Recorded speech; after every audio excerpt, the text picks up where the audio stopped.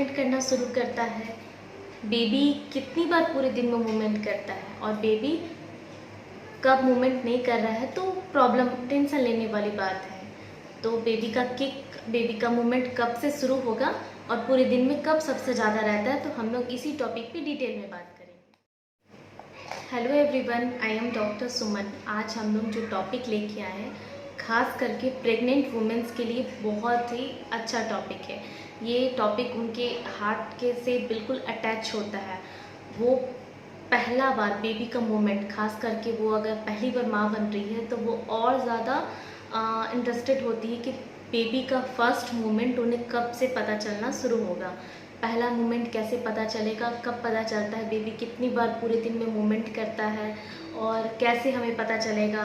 अभी अभी हमें क्यों नहीं पता चल रहा है, अभी तक कहीं हम लेट तो नहीं है, कहीं मेरा बेबी लेट से मूवमेंट तो नहीं कर रहा है। ये सारे क्वेश्चन उनके मन में जब से उनका प्रेगनेंसी टेस्ट पॉजिटिव आ जाता है तो वो एकदम परेशान हो जाती है। कभी वो हस्बैंड से क्वेश्चन करती है, कभी वो पहली बार जो माँ बन चुकी है, सेकंड टाइम थर्ड टाइम वो माँ बनी है तो वो उनसे क्वेश्चन करती है।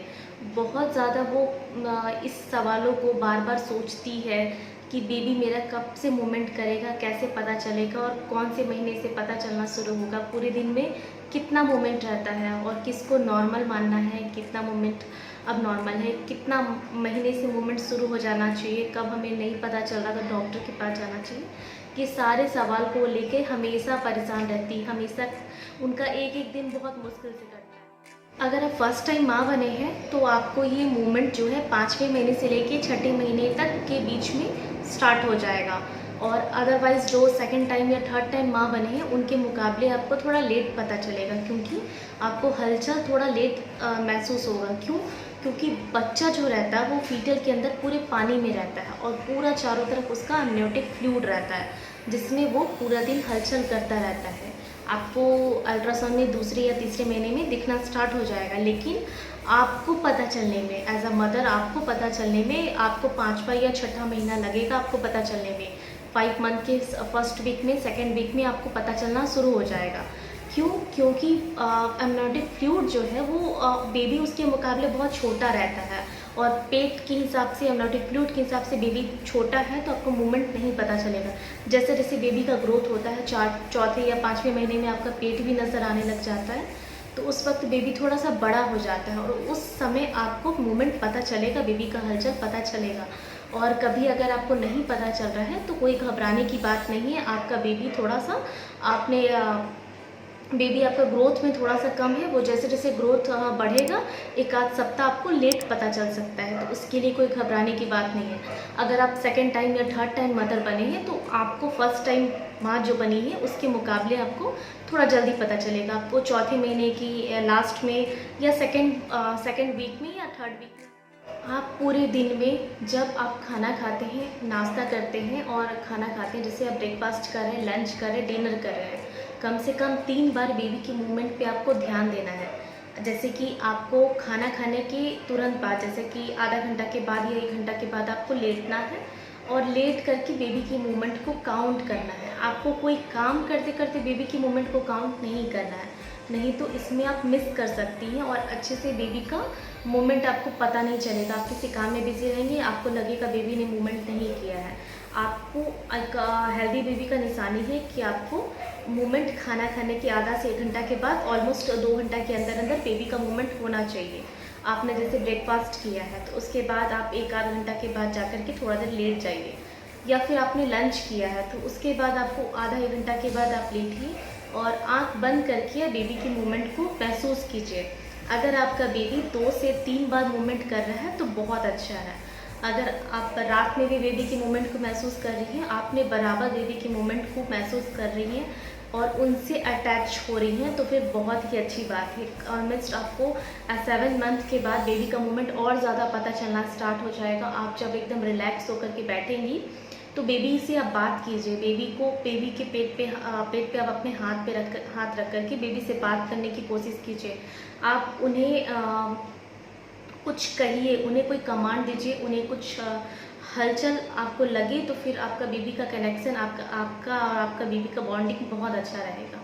आप अपने बेबी से बात करने के लिए एकदम शांत होकर के बैठे, जैसे कोई हलचल नहीं है, आपकी बॉडी में कोई एक्टिविटी नहीं है, आप एकदम रिलैक्स होकर के बैठ जाइए। उसके बाद खाना खाने के 1 आध घंटे के बाद आपको ये करना है, आपको 2 घंटे के अंदर अंदर ये कर लेना है। आपको चुपचाप बैठ जाना है और अपने बेबी से बात करना है। आप जो भी वो बोलेंगी, जो भी अफर्मेशन बेबी को देंगी, ये बिल्कुल सही समय रहता है और बेबी एक्टिविटी बेबी के अंदर ज़रूर होगा। तो आप इस चीज़ को आपको ध्यान देना है। छठे महीने के लास्ट में 7 मंथ के स्टार्टिंग तक आपको बेबी की कोई एक्टिविटी, कोई मूवमेंट नहीं है, महसूस हो रही है, तो फिर आपको डॉक्टर के पास ज़रूर जाना चाहिए। अगर आप एक्टिविटी महसूस करती हैं, आपने उनसे बॉन्डिंग अच्छा बना लिया है और आपने खाना खाने के कुछ घंटे के बाद उनसे मूवमेंट एक्टिविटी बात करने की कोशिश करते हैं और फिर आपको एक्टिविटी महसूस नहीं हो रही है, तो आप कुछ मीठा खाएं और मीठा खाने के बाद आप देखें कि बेबी में मूवमेंट स्टार्ट हुआ है कि नहीं। अगर उसमें भी मूवमेंट उसके बाद नहीं स्टार्ट हो रहा है, तो फिर आपको डॉक्टर के पास जाने की ज़रूरत है, क्योंकि बेबी में कोई भी कारण हो सकता है। एमनियोटिक फ्लूइड कम हो सकता है या फिर बेबी अंदर कुछ प्रॉब्लम में हो सकता है। तो आपको बेबी के साथ बॉन्डिंग बनाना बहुत ज़रूरी है। आप पेट के अंदर भी, फीटल के अंदर भी बेबी से एक अच्छा बॉन्डिंग बना सकते हैं। फीटल के अंदर भी बेबी बहुत अच्छा रिएक्ट करता है आपके कमांड पे। तो डिपेंड करता है कि आपका और आपके बेबी का बॉन्डिंग कितना अच्छा है, आपने उनसे कितना अच्छा बॉन्डिंग बनाया हुआ है। आपके कमांड पे वो रिएक्शन करेगा। अगर आपने कुछ कमांड किया है तो बिल्कुल वो डेफिनेटली हलचल करेगा।